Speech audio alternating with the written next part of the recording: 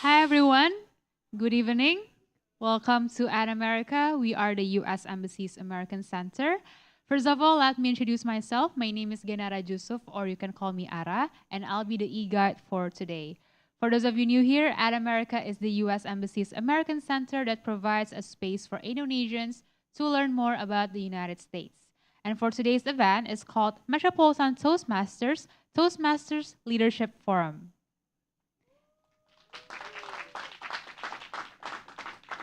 Thank you, everyone. Now, before we start, we have a social media quiz for our online viewers. And the question is it true or false? Empathy is believed to be the top leadership skill needed to successfully execute several business functions.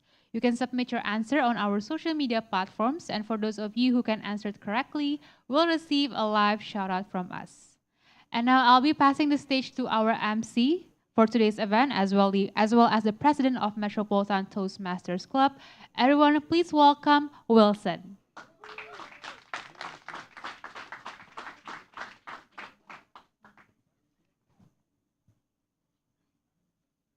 Thank you, Kara, for welcoming me. Ladies and gentlemen, fellow Toastmasters and distinguished guests, welcome to Metropolitan Toastmasters Club. Please give ourselves a big round of applause. It is an honor to be with you today. My name is Wilson, the president of Metropolitan Toastmasters Club, and I am serving you tonight as the master of ceremony. Words cannot express how happy I am to be today, and I want to personally welcome some honored guests who are with us. On behalf of the organizing committee, I would like to welcome Region 13 Advisor, Distinguished Toastmaster Liana Kwan, Division I Director, Toastmaster Alvin Abrar, Division G Director, Toastmaster Titin Ningsi, Past International Director, Distinguished Toastmaster Maimuna Natasha, Past Region Advisor, Distinguished Toastmaster Muhammad Arif Azahari, Past District Governor, Distinguished Toastmaster Mian Sunari, Past District Director, Distinguished Toastmaster Zilva Boaz, and current and past leaders whom I cannot mention one by one. Before we proceed to the main agenda, I would like to invite the forum's organizing chair, Distinguished Toastmaster Atma Dewita, to the stage to deliver her opening remarks. Let us welcome Distinguished Toastmaster Atma Dewita. The stage is yours.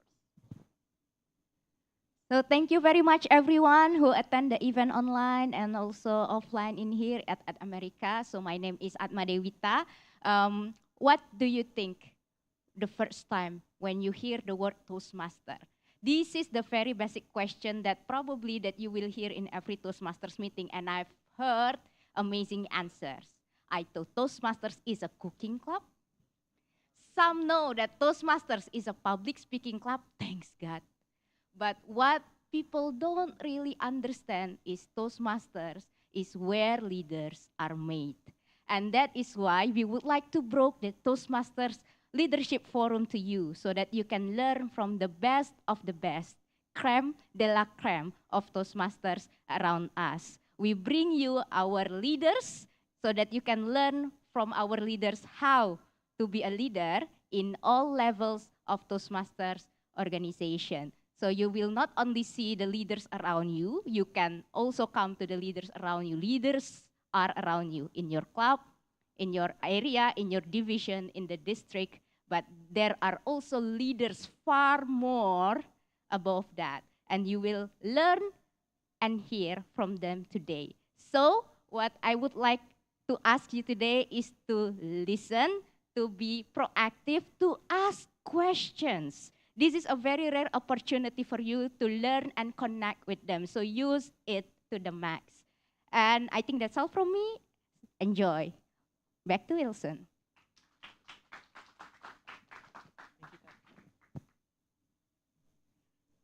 Thank you, distinguished Toastmaster Atma, for the opening remarks. Ladies and gentlemen, as she said, Toastmasters International is where leaders are made. So if you have difficulties leading in an organization, or you simply want to build your skills ground up, please feel free to learn from here, especially in this session, because we will have a quiz session at the end of the session. And those who are lucky enough to be on stage will receive a goodie from the organizing chair. Now, ladies and gentlemen, this is the moment we have been waiting for. I am so excited to introduce to you in more depth about the Toastmasters Leadership Forum, because we are bringing the theme, Unlocking Leadership Excellence with Visionary Mind. How do we do that? This is where I introduce to you our awesome speakers and moderator. Let us get to know our first speaker, distinguished Toastmaster Muhammad Arif Azhari. Distinguished Toastmaster Muhammad Arif Azhari, or fondly known as Coach Arif, is a professional speaker and trainer. He is the founder and principal consultant of Positive Impressions, a human resource training and consultancy company established in 2003. He is a certified organizational development professional by the Institute of Leadership and Management, United Kingdom, and had completed a professional development program on building organizational culture at Harvard Extension School, Cambridge, United States of America.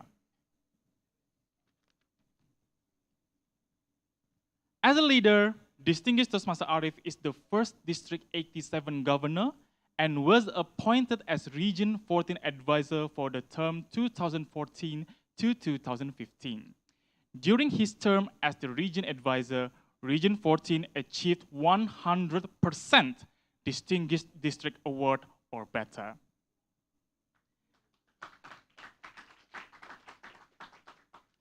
As a speaker, he was the District 51, Malaysia, Indonesia, and Brunei public speaking champion in 2006 and had completed in the qualifying round of World Championship of Public Speaking in Washington, D.C., United States of America. He is also a TEDx speaker and coach. That is the introduction for the first speaker, distinguished Toastmaster Arif. Please give a big round of applause for him. Next is our second speaker, distinguished Toastmaster Maimuna Natasha. Distinguished Toastmaster Maimuna is the chairperson of the advisory board for the Hagai Indonesia, a Christian institute aiming to train Christian leaders to more effectively organize their own people. She is also the executive and regional secretary of the World Methodist Council for Mission.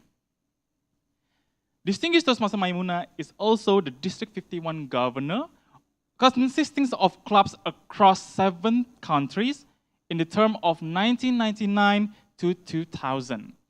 She was also the International Director of Toastmasters from 2003 to 2005 for 14 districts around the world.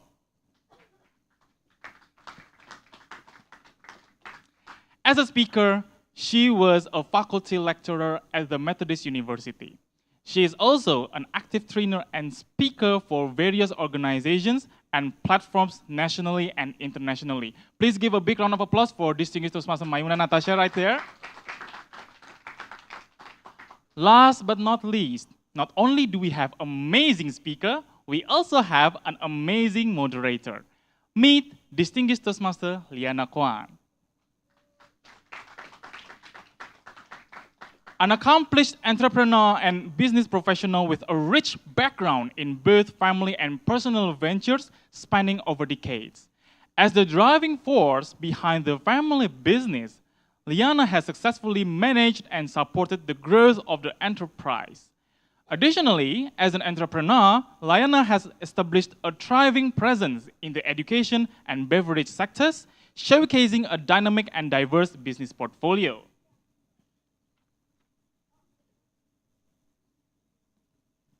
In the Toastmasters, currently she serves as the Region 13 Advisor for the term 2022 to 2024, offering guidance to Districts 51, 80, 97, and 102 across Singapore, Malaysia, Thailand, Vietnam, Cambodia, Myanmar, and Laos.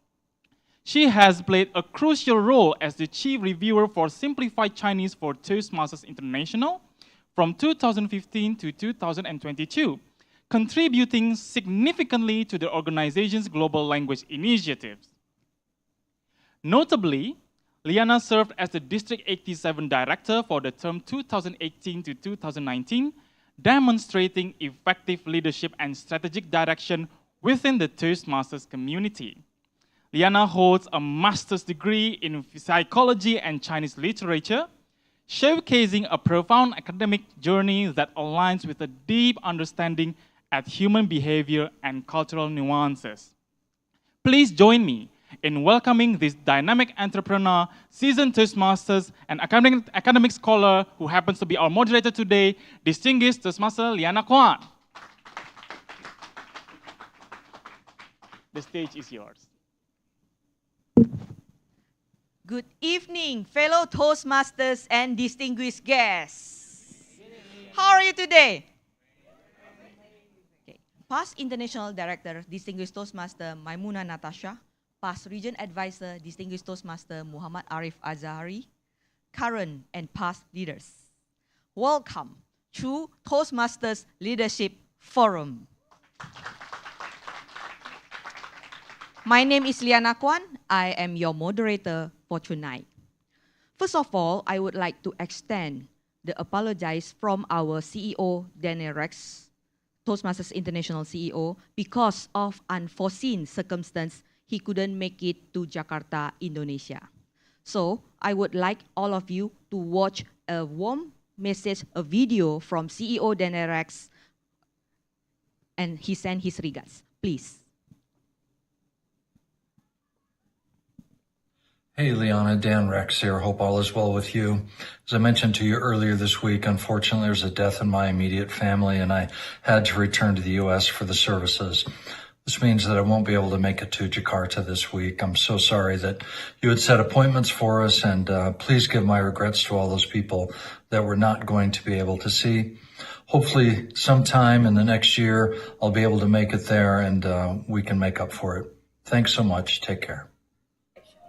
Hello, I'm Jonathan Lam, the District Growth and Support Director from World Headquarters.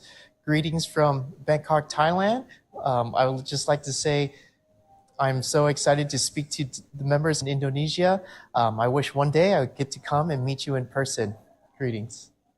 It's Aletta Roshar, your first Vice President, and I'm here in Bangkok with the district leaders for mid-year training.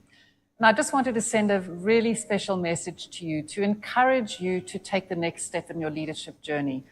We as an organization are growing, we're bouncing back after the pandemic, we're getting new members and new clubs, but we need new leaders as well. And I'm sure I speak for many of you that every time I've raised my hand to say, I'll take on a leadership role at club level, area, division, or district, so many opportunities have come my way. I've learned about myself, I've learned to lead, I've learned to manage others, and I've made tremendous friends in the process.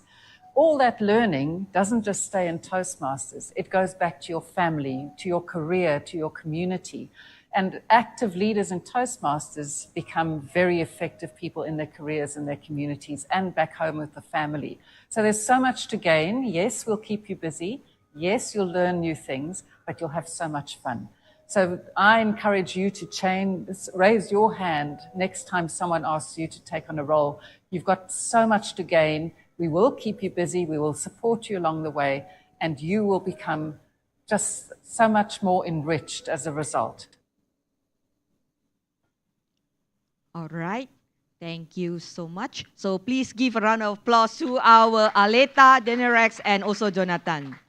Okay, before we start, there's several house rules that I would like to remind all of you. First of all, please silence your mobile phone. Okay, and then if you have any questions to our panelists later on, you can scan. I would like to encourage you to scan and post your questions, as many as possible, okay, to our panelists. They are very world-class speakers. You know, it's a very rare opportunity to invite them today with us. So you will get a profound, you know, learn something from them. All right. So before we start, I would like to ask all of you a question. Ladies and gentlemen, are you ready to rock at America venue? Yeah. Woo! Are you ready to start? Yeah. All right. Okay, so I would like to invite our first panelist. I know him since my first year joined Toastmasters. By the way, I joined Toastmasters for 15 years and 6 months.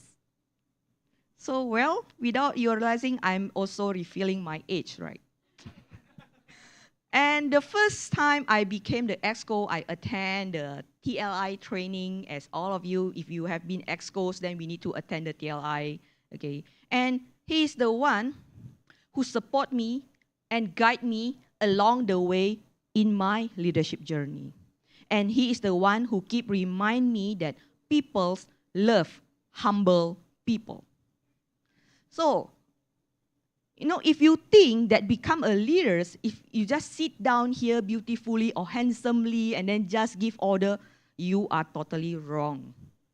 He's my 24/7, he's my 7-Eleven. Every time when I have a doubt or have a question, I just send him a text. And, you know, he's always reply and guide me along the way in my Toastmasters journey, even until now. So, everyone, please help me in welcoming our first panelist. Please give him a thunderous of applause. Distinguished Toastmaster Muhammad Arif Azahari.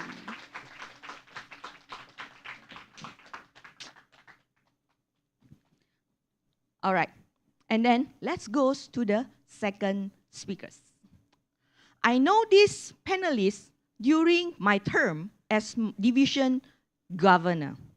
When I mention division governor, you know already how old I am in Toastmasters. You know, this is the previous term before we changed to division directors, right? For Toastmasters members, if you are good in all the terms, right?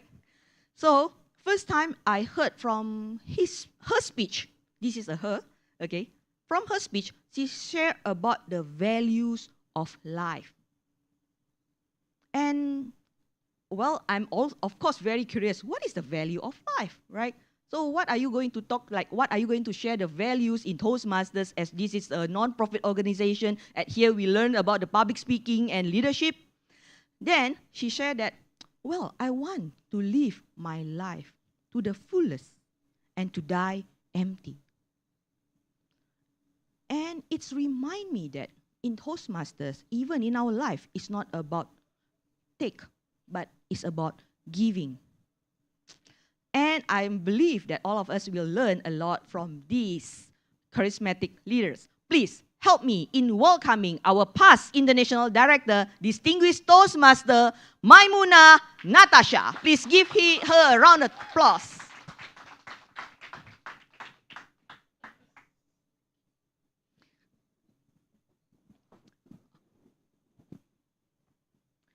All right. So we are going to start our first speakers, finalists by sharing about leadership and communication.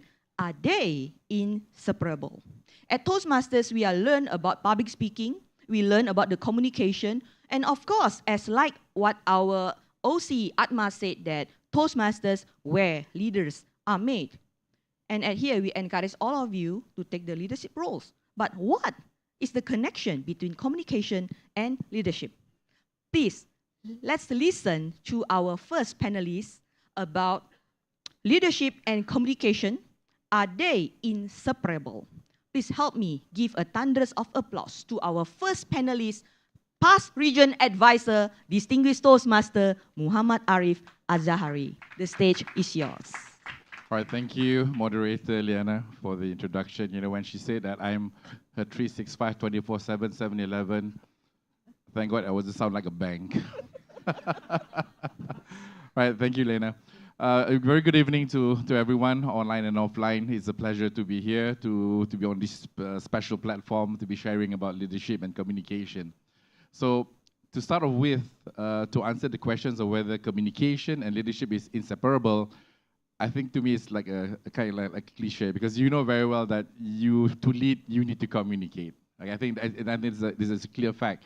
But first of all, let us look at the overall picture of about communication evolved over the years. When we started, you know, before the pre-radio, they would say that those who can write very well are good leaders. Before, you know, before television was invented. So when television was invented, or when radio was invented, then you have people who can speak well, great orator. People like Winston Churchill, you know, they can influence the world. Then we have television. That's where the virtual era comes in. Then you have people, you know, not only you must speak well, not only you must write well, but you must look good as well, right? So communication evolves over time. So I think with that understanding in mind, when it comes to leadership, I would say this, yeah? As a leader, I do believe that all of us, we must know how to define what leadership is. First and foremost, leadership is all about influence. Would you agree with me? Because to be a leader, you must have a follower. You can't be a leader without a follower. And once you're in the position of a follower, you must be able to influence your follower. So therefore, it's about influence. And we talk about influence, it's about persuasive. So therefore, being a leader, you need to have communication on how you're able to persuade people. One of the most famous, we call it the art of rhetorics. I think some of you have heard it by Aristotle. When you talk about ethos, logos, and pathos. Are you familiar with that? So those are the three things that a leader must have. Okay. For me, for this forum, maybe I'll just dwell on the surface, but not too deep. But later on during Q&A, feel free to ask me the questions on that. So number one, to be a leader, you must have a follower. So therefore, you must have the ability to influence. Okay. John C. Maxwell said that. Now, secondly, to be a leader, you must be visionary. You must have a vision, because there's no point being a leader and you're not guiding your followers toward a specific goal or direction. So secondly, you must be visionary. So that's why they say that other than Aristotle was mentioning about ethos, logos, and pathos, you must also have praxis. Okay, as you all know that logos is basically rational. When you talk about pathos, is relational. When you talk about ethos, it's being practical. And when you talk about praxis, it's about directional. So to be a leader, not only you are able to influence, but you must be able to set the direction. That will make you a complete leader. So bear in mind that these are the two definitions. And thirdly, this is where you sustain leadership. A leader must be inspiring. Must be inspiring. That's how you keep people, you know, to follow you, to be able to sustain that kind of whatever vision that you've set for them. And there's a new kind of leadership right now. People talk about, you know, leadership. There's so many leadership theory. You talk about the great man theory. You talk about transactional theory. You talk about behavioral traits. This contingency theory. This main theory. But now there's one leadership which is everybody's talking about it. It's called inspirational leadership. Inspirational leadership. And talking about the millennials, you would love this kind of relationship, because the millennials, the way they look at leadership is different from us, the baby boomers. Yeah, because they prefer to have something more, I would say, accommodative kind of leadership, more transformational rather than transactional. Would you agree with me, millennials?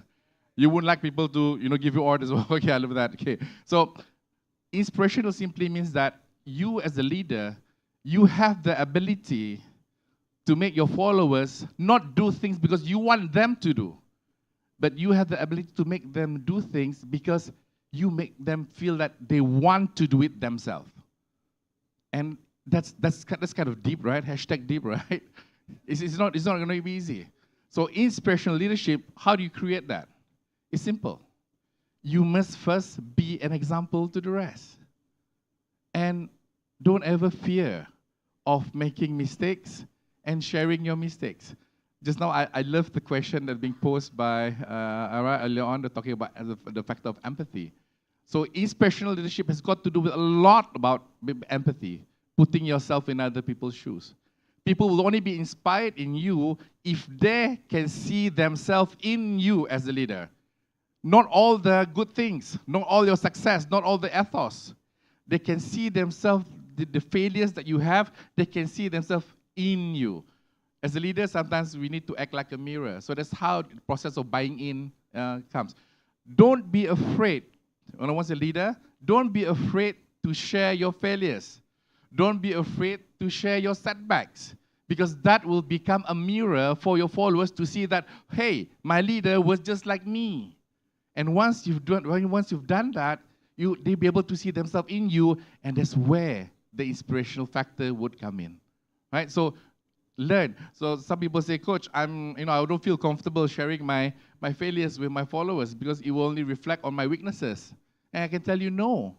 The fact that you share your failures with your followers, you are actually gaining trust because you are willing to open up yourself to them. So, there's a fine line talking about really exposing all your dirty linens and those kind of things. But in essence, that for you to inspire somebody, they must see something, some flaws in you, some weakness in you. That makes us human. I'm kind of worried now we're moving, towards the we call it IP cloud era where everything is now chat GPT. We talk about AI and things like that. But the human essence, we're kind of like missing. And everybody's talking about humanizing this, humanizing that now. But why only now? Okay. So therefore, the third thing that you must have as a leader is that the ability for you to inspire. Inspire and motivational is two different things. Yeah.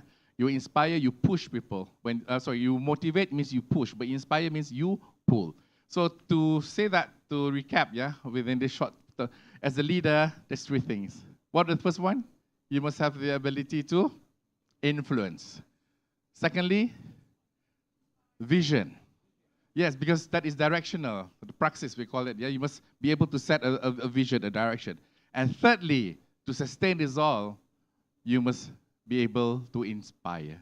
Okay, so to fulfill these three things, these are all the elements of communication that you really need to master. And we in Toastmasters, that's what we do. Many years ago when Toastmasters was set up, we talk about to be a better speaker, to be a better thinker, writer. But now, as times evolve, Toastmasters, what's the tagline now? Toastmasters, where leaders are made. Yes, we are a public speaking club, but ultimately, we're building leaders. So from that, I would say it's very clear that in terms of communication and leadership, it is clearly inseparable, right? So that's all from me for the moment. I'm most happy to entertain some questions from you later, all right? So moderator, back to you. All right, thank you so much, distinguished Toastmasters Arif Azahari. Well, do you think he deserves a thunders of applause? Please. All right, thank you so much, everyone. Now is the moment. Let's move to the second panelist. The second panelist will share about women as a leader, challenges and opportunities as a woman's leader. So please help me in welcoming our second panelist, past International Director, Distinguished Toastmaster Maimuna Natasha. The stage is yours. Very good evening. Can you hear me? Yes, very good evening. We are talking about women leaders or women leadership and then we talk about challenges as well as the opportunities. When we talk about leadership, we remember that today, every one of us living in a world, they call it equal society, inclusive society, inclusive world. So it doesn't matter whether you are a man or you are a woman, we have to have the equality of right as well as responsibility. Now we talk about women. We all believe that one day we should have this kind of equality of gender presentation. But however, until today, there's a 21st century, and I still believe that never ever, women always put under the man. I came from a Chinese background. I remember when I was small, my mom told me that you don't have to learn so much. What you need to do is just to be healthy, because one day you will be in the kitchen and you will cook for your families, you will be a cook. That is what my mother told me. Then when I finished my high school, then my mom, I said I wanted to go to the university. My mom said, no, you are going to marry. So you have to marry now because otherwise you'll be taken by someone else. No, you have to marry now. So she married me to someone else. But I'm so glad because my son is here now, 63 years old, because I was married when I was young, when I was only 18. But that's such a case. Even when I wanted to go to the university, my mom said, no, you are only a woman. In Chinese saying, you see, it said, 女人是月亮晒不干是衣裳. I don't know whether you understand it or not. I think Liana understands. What is that? Okay. Woman is like a moon. And then 女人是月亮. 女人是月亮晒不干是衣裳. 晒不干. 晒不干是衣裳. Okay. Wow. It's a meaning if it can be dry, meaning it's a. It means that a woman is only like a moon, beautifully seen, but cannot even to dry clothing. Only sunshine can dry your dress, your clothing, but not moon. So it is so useless, can you believe it? That's what people's thinking about. Today, when you are in office or as a manager or as a leader, wherever organization you are leading or you are in, believe me, if it is a paid organization or company, you can work as hard as you can, better than the man, or just say equal, you will be paid less. Correct? Very, very unfair. So this is a discrimination. Discrimination built, I don't know by whom, but it is there. So I still remember one time I was invited. That was a Toastmasters time when I was the international director. I was leading every country in the world except Canada and America. So I was invited one day to speak in where is it, Dubai, and then another one, Abu Dhabi, okay, in Abu Dhabi. So they invited me to teach there. I think the man was still there now in Toastmasters, a young captain or whatever. So he invited me there. After that, he drove me to, they call it, I forget where the town calls, what is that? Rajat or whatever, I forgot. So I was there and leading this forum and speaking about leadership.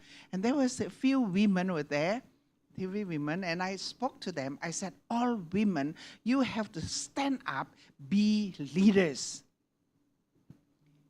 And I said, you know, when a woman be a leader, then you will make sure that you could lead your family. You could lead your children. Like me, you see, I was leading my children. All my children now are grown up. The youngest is already 57 years old. So you can lead your children, you can lead your family, and make sure if your children one day become president, it is because of your leadership. So, you know, sometimes we believe that women cannot do anything. But a woman, when she is leading, you know, it is excellent. The challenges is there because the society doesn't look at you as something that you're worth. But now we talk about the opportunity. You see, today, so happy, so happy for all the ladies, for all the women. Today, the doors are open so wide. I have 2 daughters, and I have 2 daughters-in-law. Yeah? They all grow up for higher education. They can lead. You see, so we are given the opportunity to do more, to learn more, to have high education. So now don't worry. If you are a woman, then you can stand up, you can get your better education, higher education. If you cannot lead the world, you can lead your city. If you cannot lead your city, lead your family. Bring your family up, bring your children up, and you are the leader of leaders. You are not only a leader, but you are a leader of leaders. The opportunity is there. It depends on whether you make good use of that or not. I remember when I was leading District 51. District 51 consists of 7 countries. Yeah? 7 countries. Remember? Maybe that time you are not born yet. I don't know. It was in year 1999 to year 2000. So you see, I was a bit stupid. Huh? I was stupid when, who is that? Who is the leader before me just now? The Dato, the Adeline Leong. 1998, she was the district governor. I did not understand because I didn't want to go up there. They just pulled me up. They just pulled me up from my division governor. Pulled me and put me there as the educational lieutenant governor. So I was there now. When I was there, this Adeline is a very good leader. And she said, Maimuna, you are now the LGET, Lieutenant Governor of Education. She said, I want to have 250 CTM. I don't know how you call it now. Communicator? Level 2? Level 2? Communication? Level 2? Oh, I don't know about that, yeah? So he said, you have to build, you have to produce 250 CTMs. And I said, yes. I was just below her, whatever she said, I said, yes. So we went to international convention, and then we had a meeting. Suddenly, Philippines said that they are going to reach 450 CTMs. Then after the leadership training, the meeting, then she came up to me and said, Maimuna, you know, Philippines is going to get 450. Now we have to get 500. I said, okay. I did not understand 500 CTMs is a lot, you know. A lot. We only have about 100 clubs at that time in the whole 7 countries. And you know, to produce 500 CTMs, it is not easy. Almost at the end of the term, I think Harlina, you are there, right? I believe you are still there. So I didn't know how to, and still, there were so many, and I tried to arrange. I went to every club, I went to every division and arranged for them how many. This is also for your lessons, huh? Also for your lesson. I came to them, I went to their place, I said, please, how many CTMs you have now? How many people are going to give speech? Can you arrange slots for them to deliver speech? And I want to have one mentor for every member. So every member have one mentor to help to get these 10 speeches. And then there's some more, I think maybe we still need about 100 CTMs or whatever. I was working at that time. I was still in my office. I was still leading my company. And then evening, I always call them, 3 o'clock, call them. And I write down there, help, help, help. That was only using emails, yeah. Today, you know, if it is today, I believe that I would call with WhatsApp call, help, help, and make you cannot sleep. At the end of the day, 30th of June, we reached 580 CTMs. Give me a big applause. Yeah? I think you were just born at that time. Huh? Yeah. And then when I was the district governor, we have to produce more clubs. I don't know how many clubs you produce now. I don't know. But you know, my target is to reach 100 over clubs in our district. And that was the first time one district in the whole world produced 158 clubs in a year. I believe that is the highest. And it happened that I'm a woman. I'm a woman. If I can do that, and I believe every woman can do that. Sometimes, you know, these people do not understand. They believe. So I go back to the place that I went. I was speaking about leadership, and then I told the women to stand up to be leaders. Then we had dinner. And then a young general, I believe he was one of the officers, the general or whatever from that country. He just sat next, just before me, because you know when you have an honored guest, you have to sit just in honored people. So he was sitting there, and he said to me like this, "Madam, I love your speech so much. It was so excellent, so inspiring. But you know, I do not believe that a woman should be a leader." He said, when a woman stands be a leader, then a man begin to suffer. Can you believe that? And I looked at him. Oh, I said, is that so? I said, do you know if your wife now doesn't know how to do things, is not a leader, just crying there, are you happy? Or do you want to have your wife know how to lead your family, how to lead your children, how to bring them, how to educate them? Don't you feel that you are happier? He looked at me. I said, let all the women help you lead. We are in a world that really represents equal authority, responsibility, as well as what? As well as what? Not only authority, responsibility, and also opportunities. Today, the world is opening these opportunities for everyone. And I believe, you see in our country, we have Megawati. That's the best leader in her part. We have Sri Mulyani. We have Sri Mulyani. And we have Liana. And do not forget, you have Min, I know Harlina. I have so many leaders here. Without their leadership, we don't have today.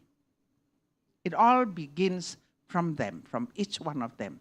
It doesn't matter men or women. We are not fighting to have the power. But you know, women usually a little bit better than men. Yes, yeah. You are talking about pathos, you are talking about ethos. I want you to know that when women have more empathy, correct? You're talking about empathy, right? Okay. And more empathy. And then emotionally, women, sometimes, you know, when you look, oh, you men don't look at me like that, huh? You know that, you know, women is more understanding. Because it is easier for them to get a lower position than men. But men, you know, power makes them really stressful, right? Yeah. How many men can you live without women? Let me know. Can you live without a woman? We wouldn't even exist. So you see, let the woman lead together with a man. And believe me or not, an educated woman,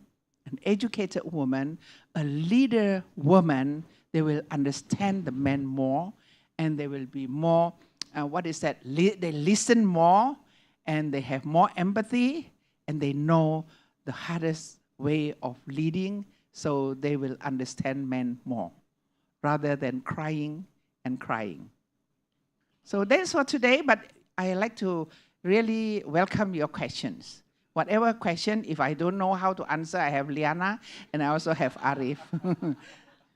That's it. All right, thank you so much. And we have Maimuna Natasha, right? As a woman leader. Okay, thank you so much, PID Maimuna Natasha. All right, now it's the time for Q&A. Well, I have a lot of interesting questions I received Yep. So I will receive. Well, let's start from the first question to our first panelists, the men leaders. Well, women and men for me equally important, right? So men, are you agree with me? Okay. So, PRA Arif, this is the question. What is the common mistake that leaders normally make in terms of communication, in terms of leadership? What is the common mistake that leaders normally make in terms of communications, in terms of leadership? Over to All you. right, thank you, Lena. Mhm. A good leader learns from other people's mistake. A great leader learns from their own mistakes. Okay, what are the common leadership mistakes that's being made? There's many actually, but for me, over the years, I've discovered that, some leaders thought that one leadership style fits all. You understand? You have, let's say you are transactional, you practice transactional leadership. Transactional simply means you perform, I reward. You don't perform, I punished. And if you only have that leadership style and you apply it across the board, that is the single biggest mistake you have. Because none of your followers, they are the same. They are different. So that's why when you talk about leadership theory, there's many. And one of the theory is called contingency theory. Many, many years ago, in the 70s, they came up with contingency theory. It states that there is no one leadership style that fits all. Okay? So as time goes by, then there's two guys by the name of Ken Blanchett and Paul Hershey. They came up with one leadership style. They call it situational leadership. Situational. It simply means that what leadership style you're going to deploy, you must first diagnose, you must first assess your followers. So what do you assess in them? Simple, two things. You assess them in terms of their competency, in terms of their knowledge. Competency means knowledge and skills. And the other one is you assess them in terms of their commitment. Commitment means their relationship, their bonding, the motivation in them. You assess this too. So once you know them, only then you will be able to deploy, to prescribe your leadership style. For example, if you have followers, you're a leader right now, you have followers. This person, in terms of competency, is high. In terms of commitment, is high. So what kind of leadership should you practice on this person? It's delegation. You delegate. Because they are capable, in terms of commitment, they're good, so you delegate to them. But you can't delegate to somebody who has low competence, low commitment. You delegate, you're digging your own grave. You agree? So I mean to say that you, as a leader, this is the most common mistake, that you are not open up enough to learn about leadership. Okay, so the basic things that, in terms of leadership style, for example, you can learn, for example, like in terms of delegating, in terms of supporting, in terms of directing, and the last one, which I think that every leader should have the skills, is coaching. Coaching. Normally, when you're a leader, right, most of the problems that you have with the followers, they're not so much as in competency. Because competency, normally you can send them for training with many trainers. But the problem that we normally have is got to do with commitment, with attitude. When it comes to attitude, one of the ways that you can get the best in them is through coaching. Because coaching is about, taking from somebody from point A to point B. You guide them. When you talk about competency, talk about skills, that's different. That's mentoring, that's teaching. When it comes to commitment, it's about coaching. So to answer the questions that are being asked, I would say that the common mistake that most leaders have is that sometimes they only stick to one leadership style. So by right, you should open up yourself to practice what we call situational leadership. All right? So I hope that will answer the question. Thank you, Helena. Thank you so much. Wow, I learned something new, situational leadership. Thank you so much to open my eyes. Okay, PID Mai, in navigating the challenges faced by women leaders, what strategies or personal experience have you found particularly effective in overcoming obstacles and seizing the opportunities? Let me repeat one more time. In navigating the challenges faced by women leaders, what strategies or personal experience have you found particularly effective in overcoming obstacles and seizing the opportunities? Take it away. Number one, being aware that we are equal. We are created by the same creator. To put in this world, we are equal. Don't treat man as your enemy, but treat them as your partner. That's very important. So be aware that none of you is higher than the other. So you have to understand that. Number two, you have to believe that, you see, you are able to do whatever you want to do if you really work hard. Nothing falls down from heaven. Nothing falls down from heaven, I tell you. If you want to be a good sprinter, you have to exercise. You have to run every day. If you want to be good educators, you want to be, you want to get your doctorate or maybe master, and then you have to learn more. You have to study. If you want to be healthy, you have to exercise. Nothing else. So you have to do what you need to do. And then you see in the life of a woman, usually the worst thing is they have the negative thinking. They believe that I am not able, I am not capable, I don't think I can do that, or maybe they look down at me, who am I, and so forth. So you know, what you need to do is cast out all the negative. You have to know that if you can do that, I can do that. And then if this world consists of men and women, if men can do that, I also can do that. But remember, you have to be decisive. You have to work hard. Character is just so important. You have to have a character that builds you up. You have to have the character that builds others up, because the world is not consist only you.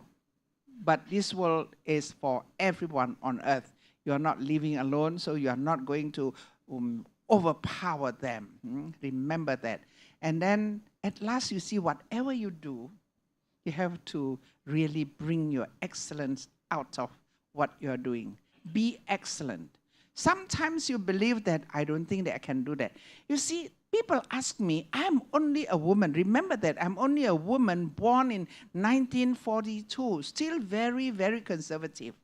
And people were asking me, how could I one day could stand or could lead organizations, big organization, world organization, international organization. Not only working hard, not only look at things positively, but very, very important, never ever give up. I never give up in my life. My son is here, I cannot lie. I'm not a liar. So, you know, if I want to achieve something, I will catch it, I will run for it, and I go for it, and never ever give up. And I also learn as a woman leader, we have to be trustworthy. So don't ever lie. Let your words can be kept well by other people. I think that's all. All right. Thank you so much for the sharing. It's so inspired. Okay, so now let's move to the next question. This question I would like PRA Arif. Well, how do you lead a team with a various cultural background? How do you lead a team with various cultural backgrounds? Thank you, Lena. How do you lead a team with various cultural background? Okay, there's one leadership style. I like to share this. It's called value-based leadership. You heard of value-based leadership? You see, what ties us all up in terms of our differences is values. Regardless of whatever religion we come from, what race, country we come, we all tie with our values. And when we talk about values, of course, people will talk about religion, or you can talk about the golden rules: do good unto others as you want others to do good unto you. So we tie the value. Value-based leadership simply means that you, as a leader, you practice the values, the core values of the organization. And that's how you bind all your followers towards it.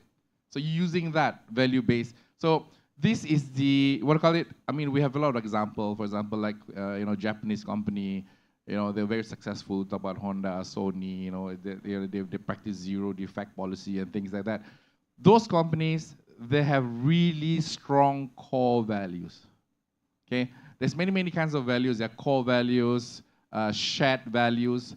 Shared values are aspired values. Means you say that you're not there yet, but you aspire to achieve those kind of values. So values over the years has been proven that they're able to set a culture in that organization. So value-based leadership is very important. For example, like in Toastmasters, that's why we prescribe our 4 values to the members. So being in a global organization, okay, that's how we bind all the members using our four values, okay? Let me do a test with all the Toastmasters. Is what the 4 values of Toastmasters are. Respect, I. Integrity, S. Service, E. Excellence, okay? And that's how we keep all them. So likewise, being a leader, we need, so whenever you do your strategic planning in an organization, sometimes they say that, you know, your values, your organization values, it's only good for the wall, it's only good for the website, and it's only good for the fishtail.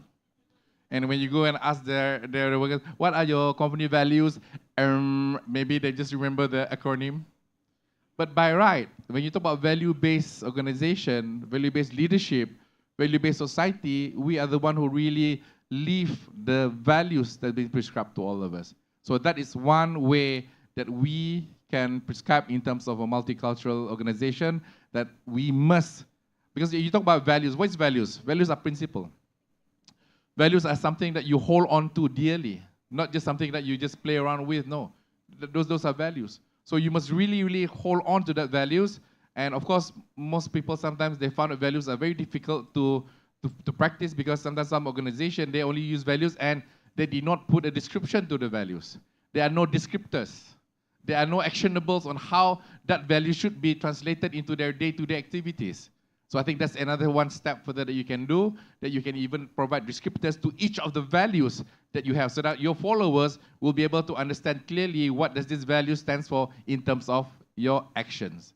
So to answer that, I would say that value-based leadership is very important for you to unite all the various differences that you have in your organization. Thank you. Thank you so much. I totally second that value-based leadership. All right, let's move to the next question to PID Mai. Well, people say that women tends to use emotions more than logic in their thinking process. Will it be a challenge for women to lead?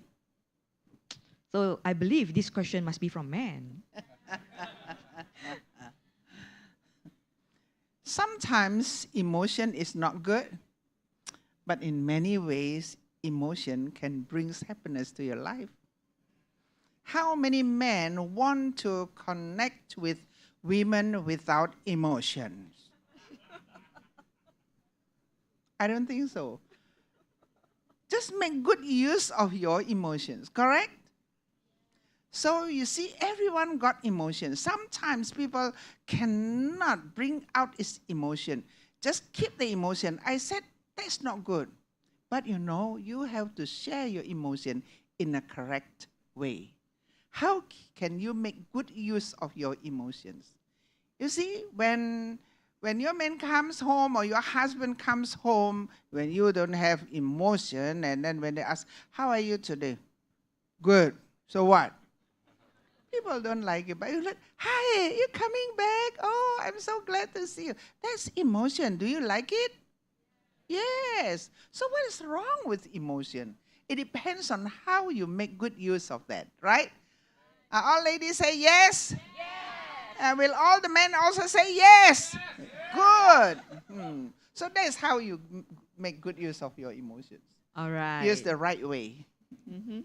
Okay, thank you so much. So men, when your woman emotion, accept it. All right, so the next question, I would like to throw some emotional question to PRA Arif. What role does emotional intelligence play in a leader ability to influence and persuade others? What role does emotional intelligence play in leaders' ability? Yeah. I love that question. I love that question, because when you talk about emotions, is something that drives all of us. Would you agree? Okay. Let me just see a show of hands. Okay. How many of you think that men? Yes, we make decisions, right? Sometimes we use our brain. Sometimes we use our heart. So which one do you think we use more? Do we follow our brains more or our heart? So let's do a simple test.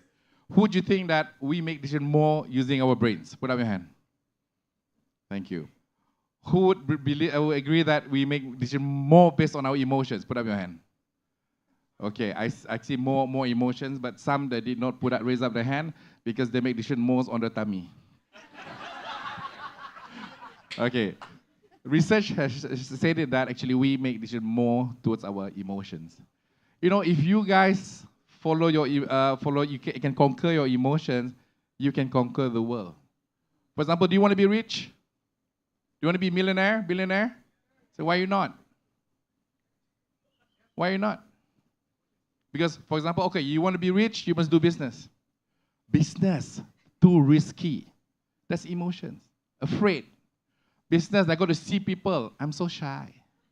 I'm so scared. Those are emotions. So actually, it's not about the brain. The brains will tell you can read books, you can attend training classes to be how to be rich. You can acquire those type of things, but the one that stops us to be rich is our emotions. So remember this, yeah? If you can conquer your emotions, you can conquer the world. So as leaders, we need to have that sense of emotion. And when you talk about empathy, I couldn't agree more because, you know what's the difference between empathy and sympathy? You know what's the difference?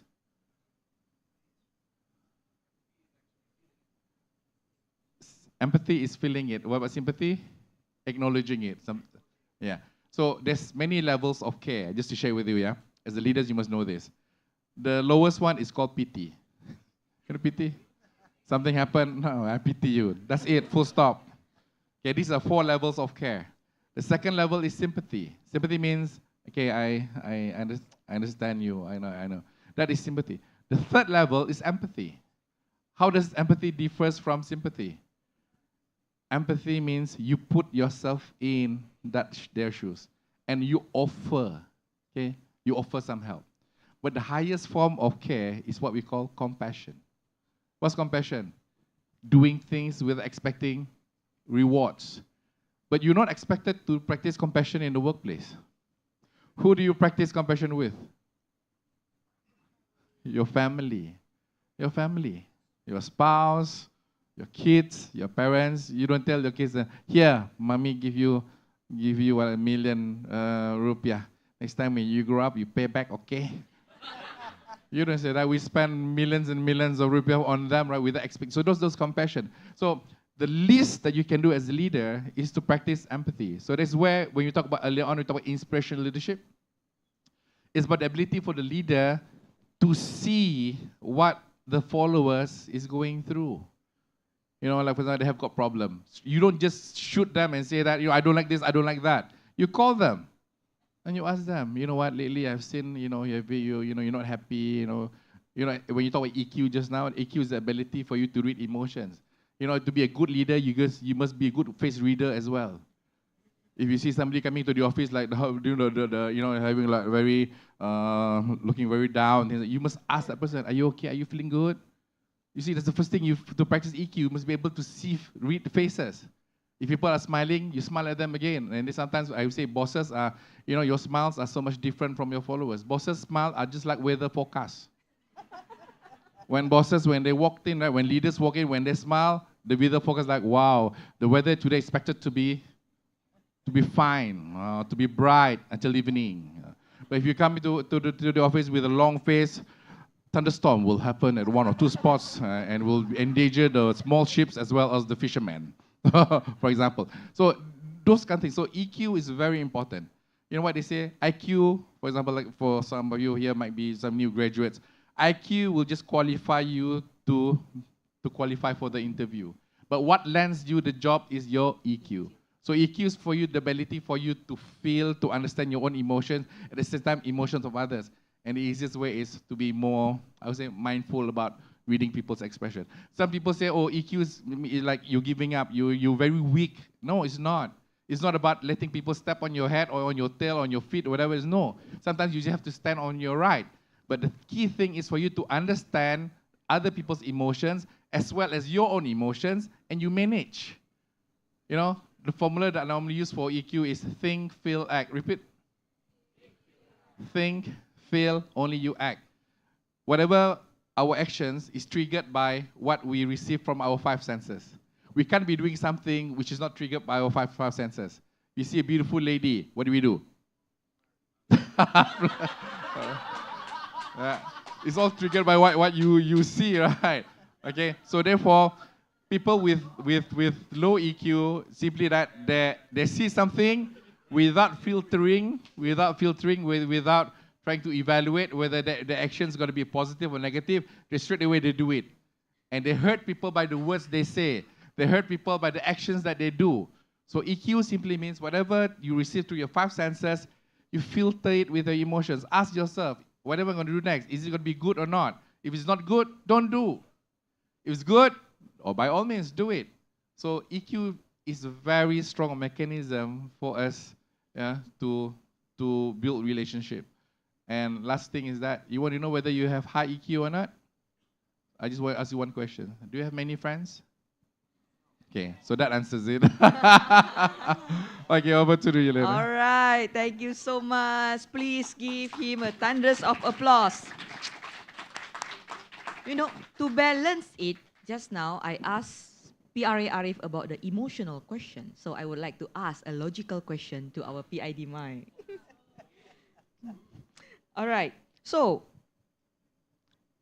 the question is, do women leaders bring a unique perspective to strategic decision making and problem solving? Yes. Okay. I think that's enough, right? Yes. Okay.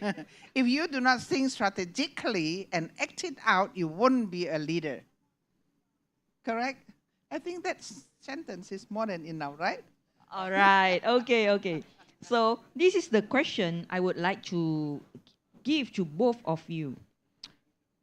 Okay, so the question is, what was your driving force to joining Toastmasters in the first place? What is your driving force to joining Toastmasters in the first place? Okay, normally people say ladies first, right? What was the main factor that I joined Toastmasters? Because I feel that I was lacking. I was lacking as compared to my other peers. When I joined Toastmasters, I was just a junior bank officer. And I see my other friends, they were successful in life, and I felt that there's something lacking in me, that I need to catch up with them. And I wasn't a good speaker before. I remember when I did my 10 speeches, I had to repeat my CTM. My last speech I had to repeat. Okay, I wasn't a good speaker. But the good thing is that, from being nobody, and I'm here today to tell you that Toastmasters has really transformed my life 360 degrees, okay?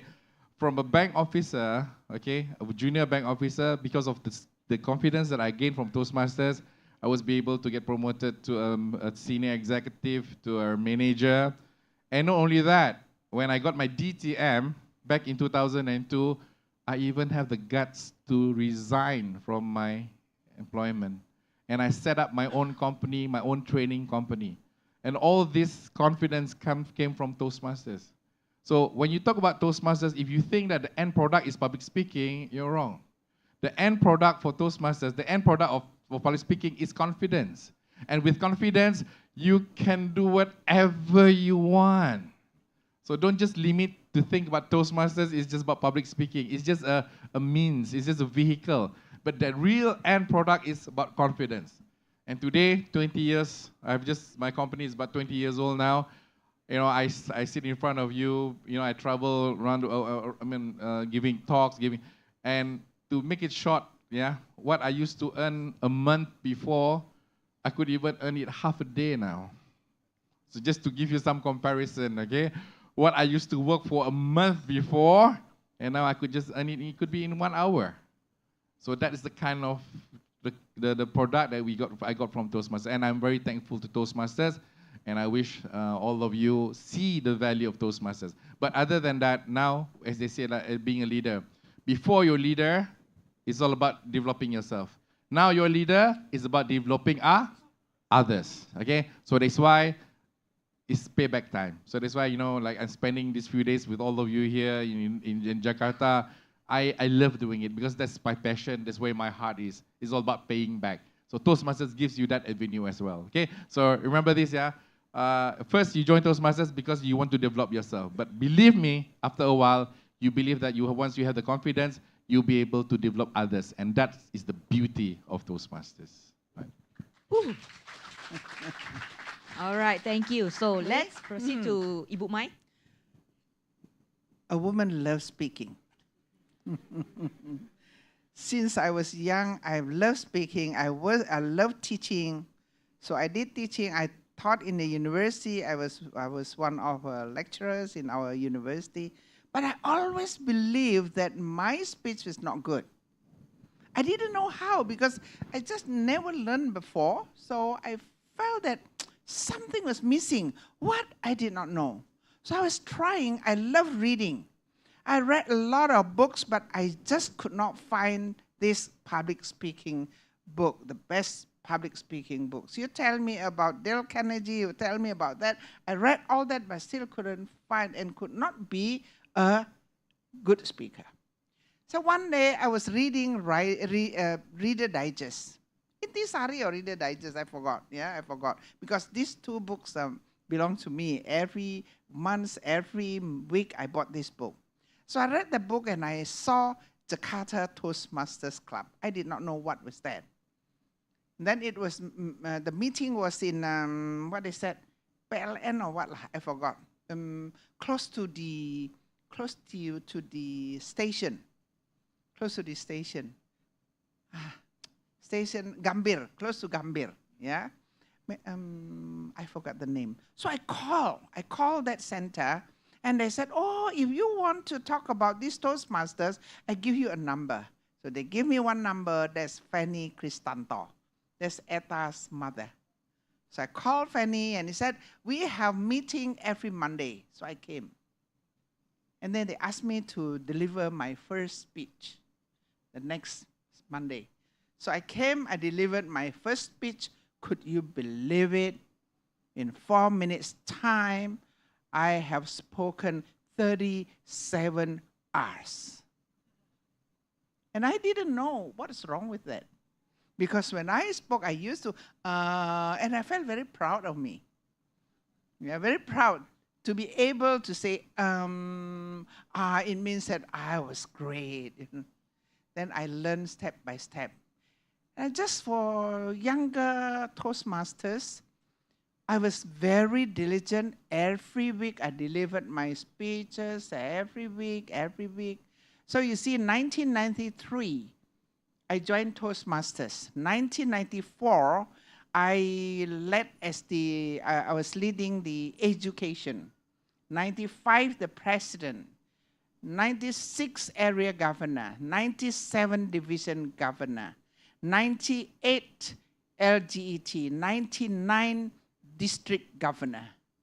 And in all my careers in Toastmasters, always bring the clubs, the area, the division, as well as the district to be the president, clubs, area, division, or district. And in my time, I believe you know that. Then when I was a district governor, 1 year before that, I was a LGET until district governor, and 3 more years after that, 5 full years, our district was the #1 district in the world. Not only president distinguished, but #1 districts in the whole world. And I still believe, and I still remember that they don't like this District 51 because every year they go up there and hoorah, hoorah, hoorah, hoorah. They don't like it. But you see, what I learned is now, Arif share with you what he was doing now and how much money he got now. I'm not talking about that. I'm not talking about that. But you know, I'm 82. Can you believe that 82 people still invite me everywhere? Yesterday, I was speaking the whole day's teaching, and these 2 days, because Daniel is coming, and I really want to see you all and want to see Arif, so I cancel all the 2 days. My son's here, so you may ask him. And then beginning from Thursday, Friday, Saturday, Sunday, Monday, Tuesday, Wednesday, I will be speaking every day for how many times? Not even one day rest. What I'm telling you is, money, yes, but not only that. When I learned to be a speaker, learned to be a leader, I have built myself, but it's time to build others. Because life is not about yourself, but life is about building others. Yep, I totally agree. All right, thank you so much, PID Mai, for your sharing. Well, we still have a lot of questions, but due to time's constraints, well, I should go to the last question.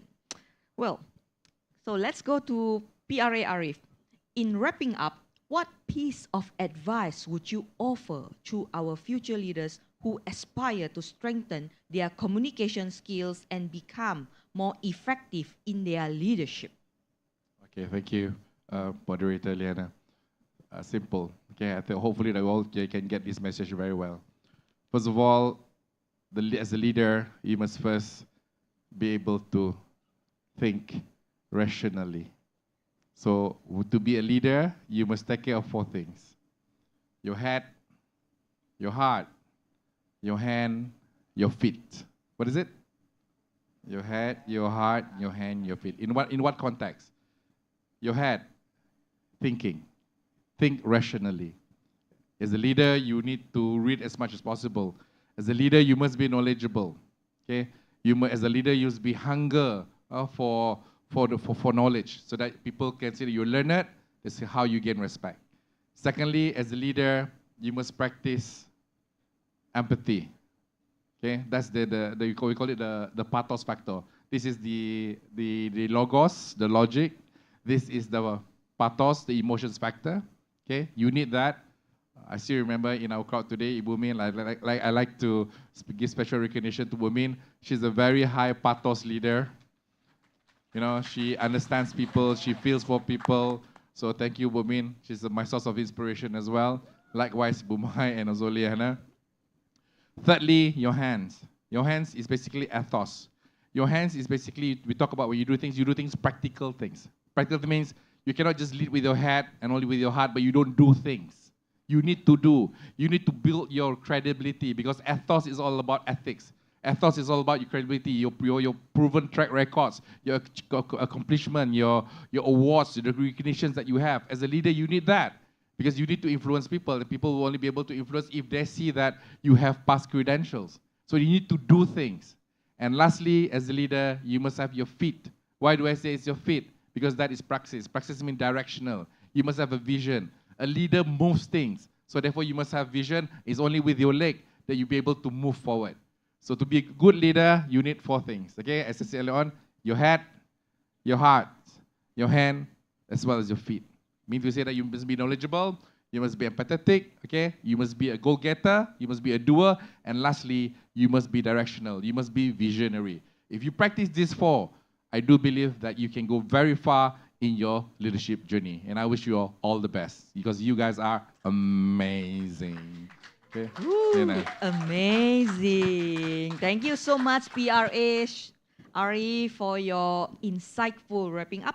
All right, so the last question to our PID Mai. As we will conclude this insightful session, what words of encouragement or guidance would you share with women aiming to break barriers and make a significant impact to their leadership positions? No man is an island. No woman can live alone, especially in the world. You also need men. But when women do not know how to communicate, when a woman doesn't know how to be a good leader, this woman will bring chaos to the family and also will bring chaos to the society. So for every woman in this classroom or in this room, I encourage you to be not only good communicator, but also to be a good leader. When you are a good leader, when you are a good communicator, you will be able to build yourself, you will be able to build your family, and it means that you are able to build your community and also to build your nations. Remember, people always believe behind a great man, there's always a greater woman. So if you are the greater woman, you will bring out a lot of greater men through your leadership, through your children, through your grandchildren, and you believe me, this world will be a better world to live. Wow. Thank you so much for very inspirational, right? All right, thank you so much for our past International Director, Distinguished Toastmaster Maimuna Natasha, and also for our past Region Advisor, Distinguished Toastmaster Muhammad Arif Azhari. Well, to conclude this session, I would like to share my leadership journey. Well, I joined Toastmasters like what I mentioned 15 years ago, and I learned 3 things in my leadership journey. The first one, before we would like to be a great leader, first, we need to be a great followers. We learn from the leaders and we improve and be the great leader. Then the second lesson, once we are become the leader, remember to be humble. Because leadership is not about the position, and the position we hold is only for a year. After that, the only remain is the friendship. And the third one, the hardest part in leadership for me is to let go. Once you are not in the position anymore, let the current leaders lead. And that's the hardest part. Because once we already in power, in position, we might be forget that our position, our leadership, everything is only for a year. So, before we conclude this session, I would like to wish you all the best in your leadership journey. And like what our first Vice President, Aleta Rosa, said, that if people ask you, raise your hand and say, I want to be the leaders. When people say that nobody else and you are the only one, you know why? Because they see something in you. And you are the person who they see to lead. They give you the opportunities. All the best of your leadership journey, and thank you, everyone. And with this, I would like to give back the control to our handsome MC for tonight. Wilson, over to you.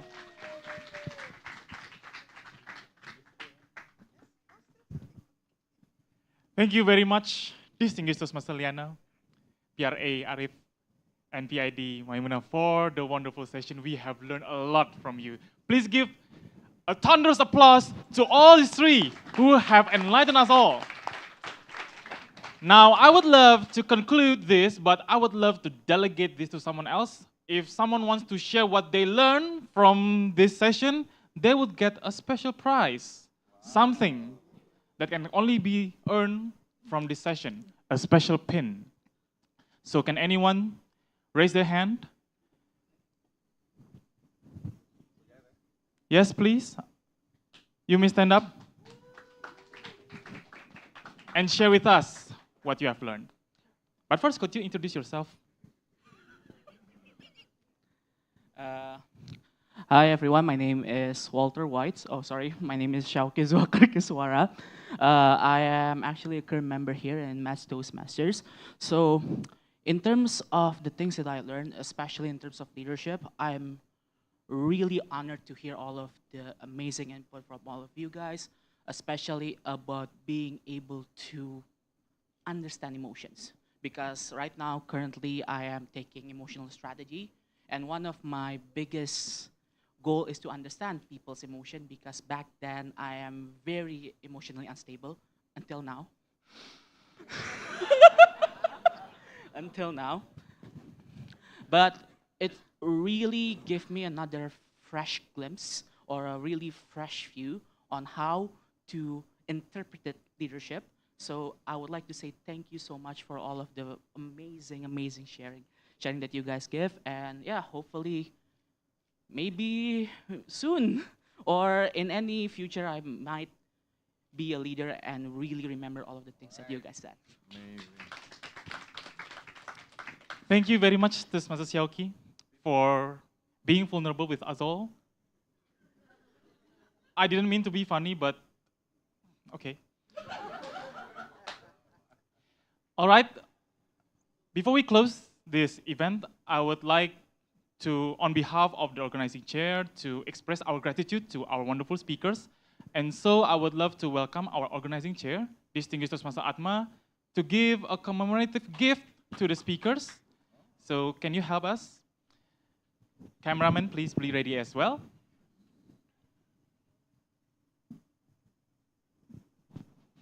Please, the stage is yours.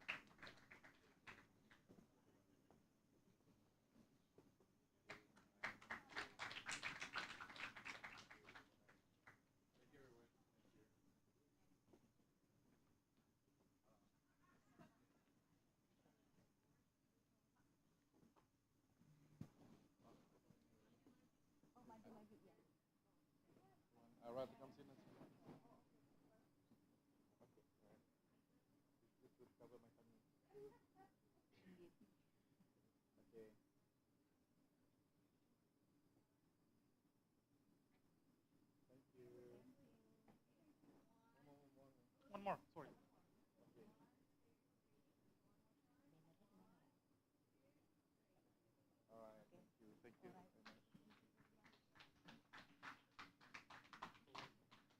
And then last but not least, the organizing chair would also love to give a commemorative gift to the Metropolitan Toastmasters Club in form of a lectern banner, which will be given by the region advisor, distinguished Toastmaster Liana Kwan.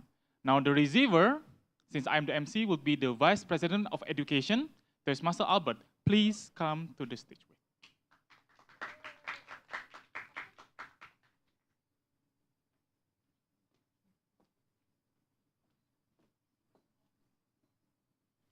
And by the President's order, I invite all of the remaining executive committees, Vice President of Membership, Secretary, Treasurer, Vice President of Public Relations to come on stage and take a photo together. All of the excos, President's order, do not resist. President's order, please take the credit with us.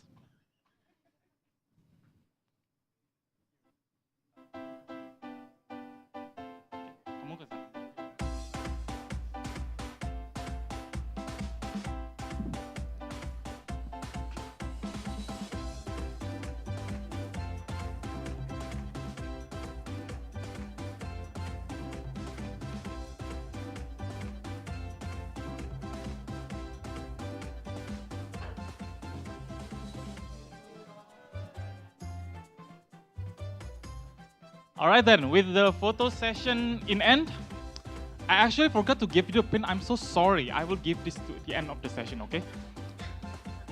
Emotionally unstable, yes. All right then, since the photo session has come to an end, this also marks the end of the event. Please give a last thunderous applause to all of us here. Hopefully, all of us will be able to realize the leadership within us. With this, I am Wilson, as the Master of Ceremony, would like to resign from this position and give the control back to the America e-Guide Kak Ara. Thank you very much. Have a nice night. Thank you so much, Kak Wilson. Buat tepuk tangan sekali lagi, teman-teman. Yes. Thank you so much, everyone, for coming and joining our event for today. And also, I would like to thank our speakers and also moderator for the very lovely discussion for this evening. And earlier in this event, we had a question of the day, a social media quiz for our online viewers. And the question was, is it true or false? Empathy is believed to be the top leadership skill needed to successfully execute several business functions. And the correct answer to that is true. Leaders should put themselves in employees' shoes and make decisions that benefit them. In addition, an empathetic leader helps in keeping the team together. Shout out goes out to Leos Theophilus from YouTube for answering the question correctly. For those of you here, don't forget to follow us on our social media. We are on Instagram, Twitter, and also Facebook at HC America. And also please visit our website at www.hcamerica.or.id. Once again, thank you so much for joining our event today, everyone. My name is Ara, and see you soon at the next At America event. Thank you, everyone.